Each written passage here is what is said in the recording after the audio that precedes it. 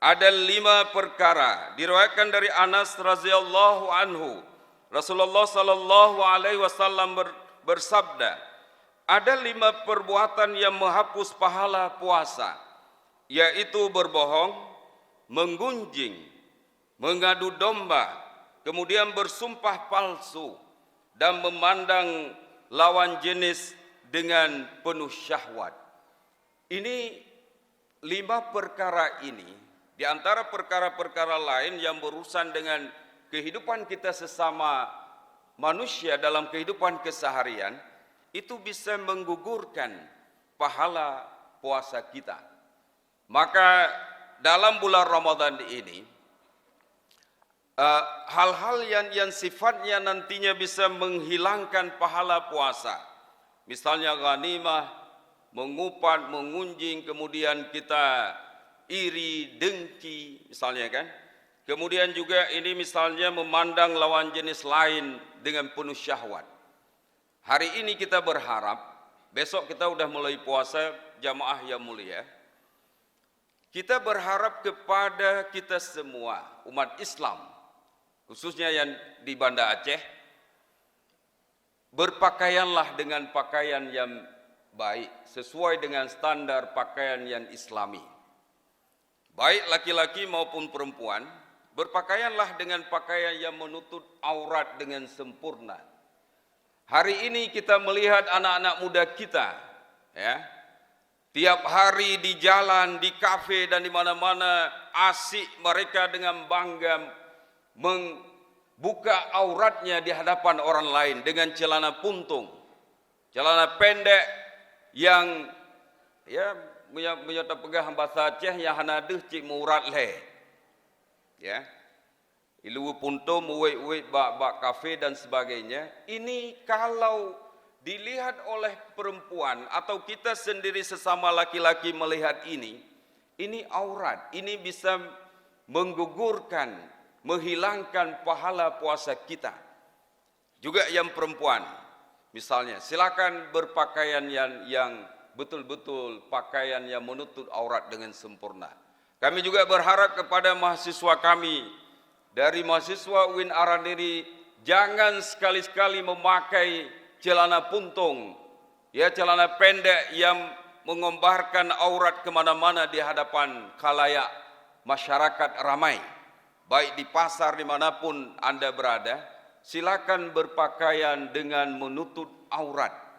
Karena itu menjaga mata orang lain, menjaga ibadah orang lain, agar pahala ibadah puasa saudara-saudara kita tidak gugur gara-gara pakaian yang kita gunakan. Ya, jadi ada 3 hal itulah yang menjadi catatan saya pikir pada malam yang pembukaan katakanlah ceramah tarawih malam ini. Yang pertama tadi, jangan sekali-sekali dalam beribadah kita memiliki mental syirik. Ya. Jadi kemudian beribadahlah dengan ilmu. Terutama dalam bulan puasa ini khususnya yang berkaitan dengan puasa. Kemudian yang ketiga, dalam mengisi ibadah puasa kita, senantiasa kita harus menjaga etika sosial kemanusiaan dan kemasyarakatan. Sehingga betul-betul dalam kita beribadah, ya, hubungan sosial kita dengan sesama, baik jiran tetangga kita, masyarakat di kampung kita, di dusun kita dan sebagainya, betul-betul lidah kita terpelihara, tidak mengunjing orang lain, tidak mencaci maki, mengupat. Lebih baik ketika kita misalnya harus ini, lebih baik kita diam dan perbanyaklah membaca Al-Quran, khatam Al-Quran. Kemudian selain mengkhatam Al-Quran, pada kesempatan ini juga mungkin kami mengajak bagi masyarakat Aceh, khatam Al-Quran itu adalah bukan hal baru, bukan hal yang mustahil. Kita sejak dari SD, SMP, katakanlah di sekolah menengah, hampir semua orang Aceh ini telah khatam Al-Quran, apalagi dalam bulan puasa. Namun secara umum hampir semua secara umum masyarakat Aceh mungkin tidak mengerti isi Al-Quran. Mulai dari surat Al-Fatihah sampai surat An-Nas. Untuk itu pada kesempatan ini di bulan suci Ramadan, selain para jamaah mengkhatam Al-Quran sekali, 2 kali dan 3 kali, siapkanlah waktu dalam bulan yang suci ini. Kalau untuk memahami isi Al-Quran langsung berbahasa Arab, mungkin kita masih ada kendala. Dan kita membaca kita tidak tahu, karena Al-Quran ini diturunkan dalam bahasa Arab, maka bacalah terjemahan Al-Quran.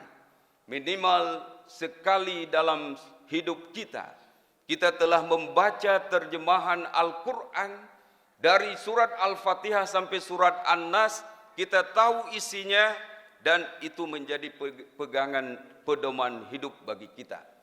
Dengan kita mengerti isi Al-Quran dari surah An-Nas, dari surat Al-Fatihah sampai surah An-Nas, pasti perasaan kita itu akan berbeda dengan kita tidak mengerti apa kandungan isi Al-Quran itu.